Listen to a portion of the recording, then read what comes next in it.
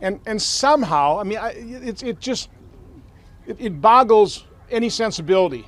Somehow 10 out of the 11 of those people on that advisory panel said no. So I wrote a letter to Janet Woodcock. I mean, right now Adalurin has been available under compassionate use, but we're here today because they will no longer have access to it. I mean, how does this make sense? You've got people here who have benefited from it, and you'll hear their stories. How does it make sense? So let me move on to a hearing we held 2 weeks ago in the Aging Committee with Chairman Rick Scott, and it was on rare diseases. So again, I was kind of involved with ALS community, with the Duchenne Muscular Dystrophy, but other rare diseases is kind of like that's somebody else's issue until that hearing. And I read the testimony before the hearing, and I came in, I said literally, I was enraged by it. Two particular diseases, ataxia, had a Harvard doctor, Dr. Schmamann, and he's talking about a drug, troriluzole. It's impossible to say these drugs. But this drug, again, he's treating patients. A doctor from Harvard, a neurologist from Harvard, it slows the progression of the disease by 50 to 70%. And rather than allow these patients access, the right to try it, the right to use it, the FDA, for some unknown reason, and one of the reviewers literally said to this neurologist from Harvard, "Why should we listen to you?" "Oh, I don't know, because I'm a doctor from Harvard, I'm treating these patients, I'm getting good results." And oh, by the way, Congress has given you, year after year, all the flexibility to show some compassion and err on the side of what the patients want. The other, so that was Dr. Schmamann. Then we had Dr. O'Neill, whose daughter suffers from Sanfilippo syndrome, who fortunately got a gene therapy, and she's outlived the other girl whom they met early on in the course of her disease, who's no longer with us. So she's now 16 years old. So here's another gene therapy that they got their complete response letter. I mean, that's bureaucratese for no, niet, okay? This can't go on. I spoke with Dr. McCary. He's saying all the right things, but his agency continues to say no. And he seemed to be quite proud of the fact that he has not overruled his career researchers. And I suggested to him, well, he better start. There's an approval process that you have to go through if you're going to administer, for example, a COVID injection to billions of people. I'm particularly careful with that approval. Or millions, or hundreds of thousands, or thousands, or hundreds, or tens. They're completely different. And again, it all relates and all boils down to right to try. So without further ado, what I'd like to do is I'd like to invite up Diana Rodriguez and her son Benjamin to tell Diane's story. Diana? Thank you. Good afternoon. I'm here today as a parent of a remarkable 13-year-old boy named Benjamin. That's his picture there. Benjamin was diagnosed with Duchenne Muscular Dystrophy in November of 2013, just a few months after his first birthday. Duchenne is a devastating genetic disease that causes progressive muscle deterioration. Over time, boys lose the ability to walk, their heart and lungs weaken, and their lives are cut far too short. Soon after Benjamin's diagnosis, we learned that his specific mutation, a stop codon nonsense mutation, made him a candidate for Adalurin. But when Benjamin was diagnosed, clinical trials were only enrolling boys over the age of 7. So we waited and hoped for approval.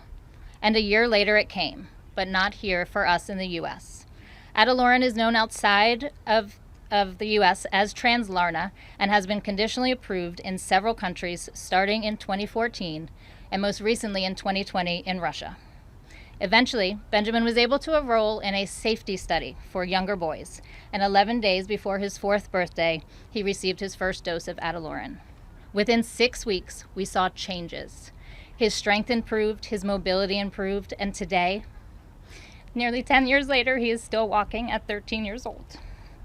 Doctors consistently tell us how remarkable his condition is compared to other boys his age with Duchenne. Like most middle schoolers, his favorite time of day is PE class, which he attends 5 days a week for 1 hour at a time. Nothing makes him happier than playing basketball in our driveway and throwing a football with his brother and dad.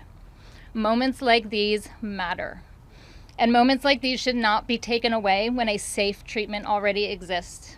However, access to his medication has now been halted in the U.S. Recently, the FDA and the manufacturer could not come to agreement on the clinical trial data, and the new drug application was ultimately withdrawn. As a result, families like ours have suddenly lost an access to a treatment that has been safe, helping our boys and girls for years. For our families, this decision has immediate consequences. Without Adalorin, his independence that Benjamin has today will slowly disappear. We're asking the FDA to ensure that patient voices and real-world experiences are meaningfully included in their review process. We are living proof that these treatments can do and what they can do, and they do work. Thank you. Thank you, Diane. And next we'll hear from Sherry Gunvalson. Sherry. Thank you all for being here. I'm going to tell you about our son, Jacob. Jacob is 34 and a half, and he's been on Adalorin almost 20 years. It has slowed his progression greatly. We go to Cincinnati Children's Hospital, where they have 800 Duchenne patients, and Jacob is the oldest. This drug has enabled him to graduate from college, become a social worker, work for the governor of Minnesota, work as a high school social worker, and he's very much loved. He's got just a unique personality. He's seen it all. I once asked him, I said, Jacob, why don't you complain like your siblings? He says, Mom, I'm not going to waste one more second on this disease than I have to. You see, he has physical therapy. He did not get on Adalorin when he was young, so he was already in a wheelchair when he got on it. But even then, it's enabled him to breathe on his own and do so many more things.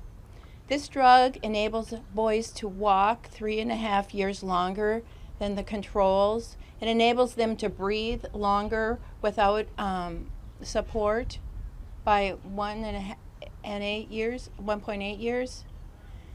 And my son's 34. He doesn't have time to wait for another clinical trial.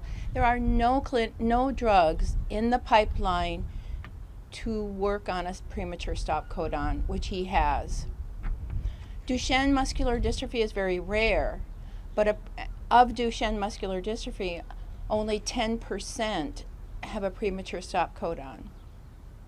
So we are asking the FDA to provide the flexibility for our drug that's given to other drugs with Duchenne, like Elivis. And this drug is safe. It's been in hundreds of boys for up to 20 years. There's no question this drug works. Without it, Jacob will decline and die. They stopped access to the drug. Our clinical trial spot is not willing to do compassionate use, and there was a little bit left. But all these boys are going to lose this drug in the next few months. And we've already lost it. There's very different criteria at Cedar versus CBER, and that's what we're asking for, a fair review with the same flexibility that other divisions are giving their Duchenne drugs. By denying this drug, the FDA is causing boys to die needlessly. Thank you. Thank you, Sherry. Final presenter will be Ben Baumgartner. And Ben's here with his mom and dad. And Ben, why don't you step out the microphone here? A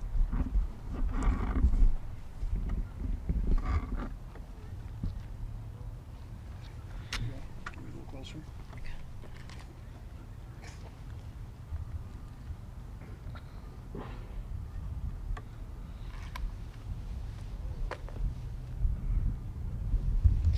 My name is Ben. I am 15 years old and have Duchenne Muscular Dystrophy. When I was 8 years old, I started on a clinical trial for a drug called advocacy to treat my Duchenne Muscular Dystrophy. For 6 years, my doctor said it slowed my progression. I was able to walk until I was 5.5, and my heart and lungs are still very healthy. Most boys with Duchenne stop walking by 12. Even though advocacy was helping me, we decided to go on a gene therapy treatment about a year and a half ago and hoped that both drugs would help me even more. I needed to pause my advocacy to do my infusion, but the drug company said I would be able to take it again after about 6 months. However, 6 months after my infusion, the drug company said I would not be able to take advocacy anymore. Since stopping advocacy, my condition has declined. I have used a wheelchair for the past 7 years, but this past Christmas Eve, I completely lost the ability to walk. I now need my parents to transfer me between my bed, wheelchair, toilet, and shower chair with the help of a lift. Right now, I still have strength in my arms to type on a computer, use my phone, feed myself, handle my service dog, and hug my parents. These are all things Duchenne will eventually take from me. If I could start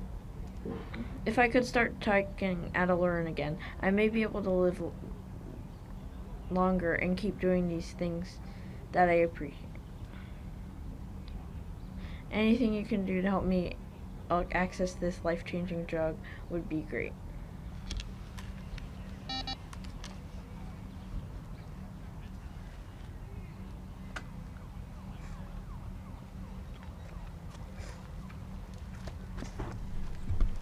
Well, thank you, Ben.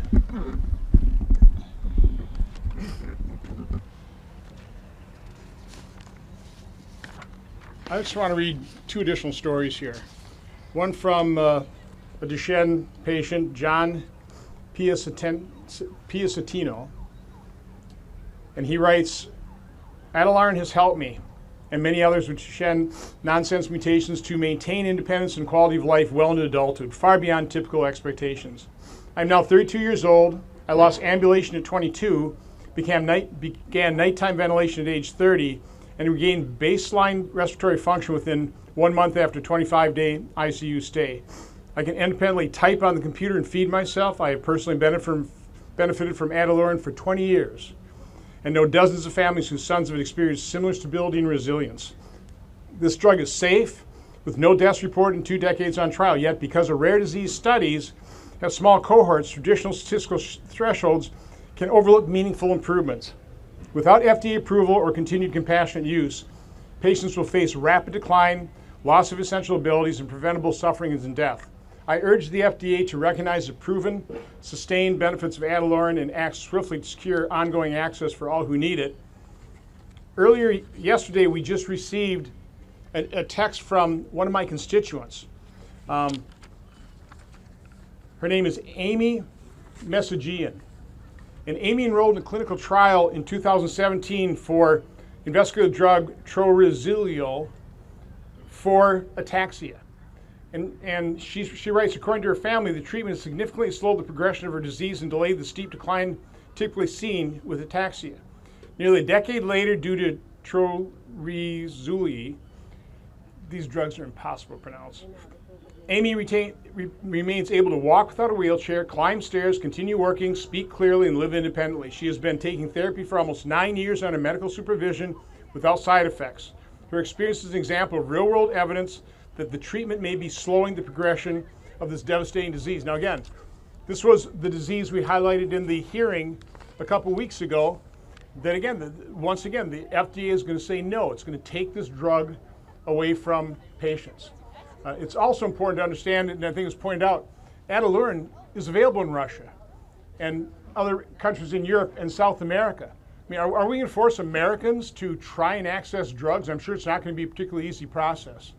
So again, I appreciate everybody coming here. I'm happy to answer questions. I'm sure the people standing behind me will answer any of your questions as well. Right there.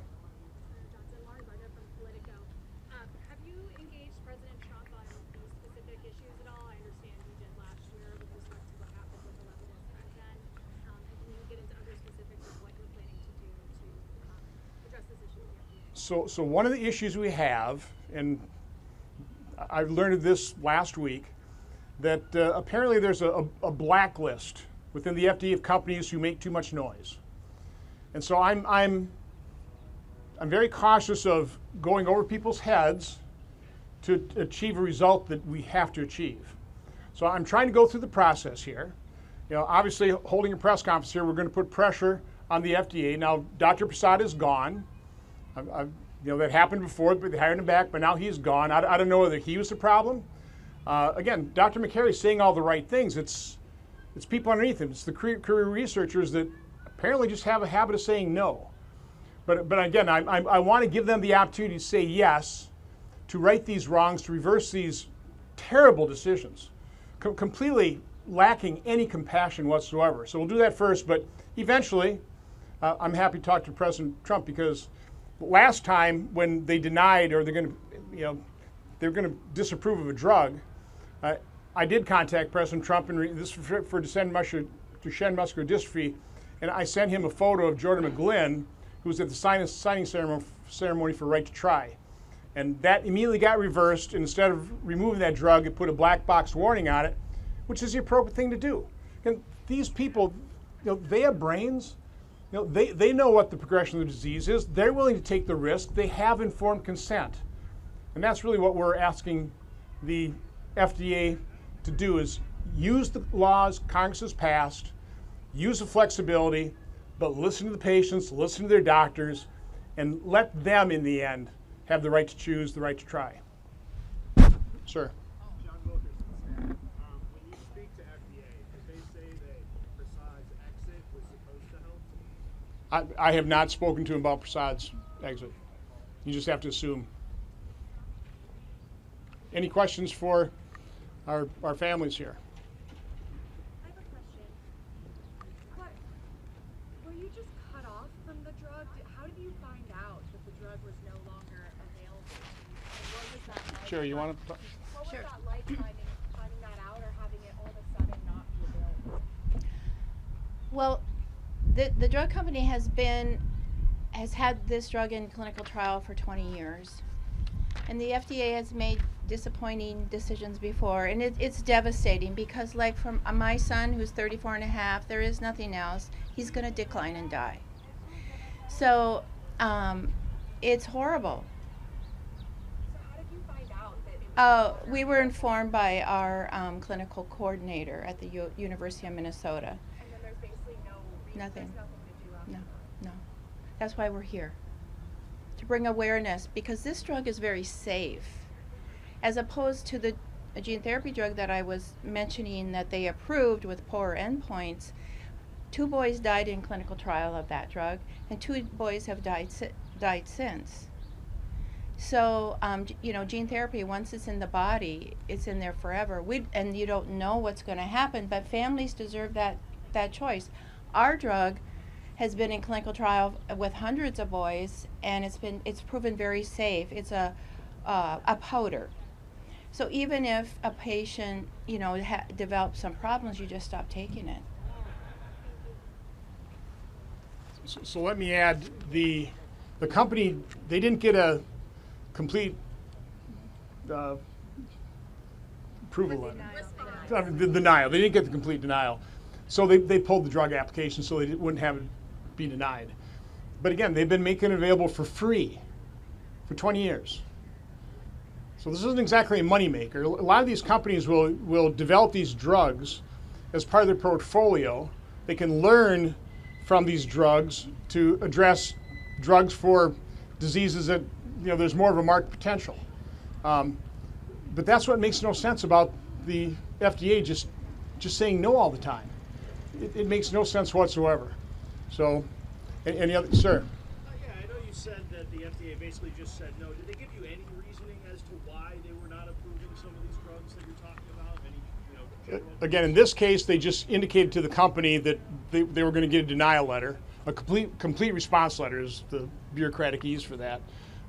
In other cases, like on ataxia and on Sanfilippo syndrome, those complete response letters, they complained about, oh, there were cracks in the floor. I mean, there are some other bigger issues, but a lot of it's very nitpicky things. It's almost like they're looking for reasons to say no. What I'm going to do as chairman of the Permanent Subcommittee Investigations, we're going to begin an investigation. We're going to start with getting all those complete response letters. We're going to find exactly what issues the FDA listed for their nose. In one of those cases, the complete response letter admitted they didn't look at like 4 or 5 of the submissions of information the companies had provided. They just said no. So I can't explain it. I'm going to learn a whole lot more about it over the next couple months, and then once we get these complete response letters, then I will start inquiries into the FDA. Explain yourself. And hopefully they'll cooperate, hopefully explain themselves, hopefully they will reverse some of these decisions, which, again, you look on this particular drug, this Adalurin, 20 years, it's helped people. They know it's helped people. It hasn't, no reported harmful effects. Why in the world, when it's available in Russia and other places of the world, why would we deny access to these people who are just begging for it? I mean, it makes no sense whatsoever. So that's what I need to get to the bottom of. As part of your organization, are you also going to look for the blacklist? Is there, the list that's out there for the company? Oh, I would love to. Even with, Bobby Kennedy, head of HHS, promising and wanting to create radical transparency, the problem is it's very difficult to control these agencies. And if there actually was a blacklist, you think they'd give that up to me? The people would protect that. But again, when you hear that exists, it doesn't surprise anybody, right? And part of the devastating impact of these no's is that these companies, that again, doing this for free, it is going to really reduce the incentive for these companies to address rare diseases. They'll never make a profit on this. They'll never make a profit on it. The genetic therapy for the Sanfilippo, I had the CEO of the company, they took it over from another company whose board of directors said you have to stop producing it, it costs too much money. It's like a couple $1 million of treatment. But they're willing to foot that bill because they've got a larger portfolio. But if there's no hope of doing all this development, then it doesn't even be used as compassionate use, why would you keep doing it? So we will dramatically decrease the number of new drugs available to be tried by people with rare diseases. One thing, my daughter was born with transducer great arteries. So she had to have surgery at the age of 8 months, open heart surgery, rebath of the upper chamber of her heart. Without getting in detail, the reason I point that out is that is the moment I realized that the term medical practice wasn't a noun. It's not a clinic. It's a verb. It's medical practice. That's how we advance medicine. We practice on it. And particularly with rare diseases where there's no treatment, there's no drug available, let those families with fully informed consent, let them make the decision, not some faceless bureaucrat that just looking for reasons to say no. It makes no sense.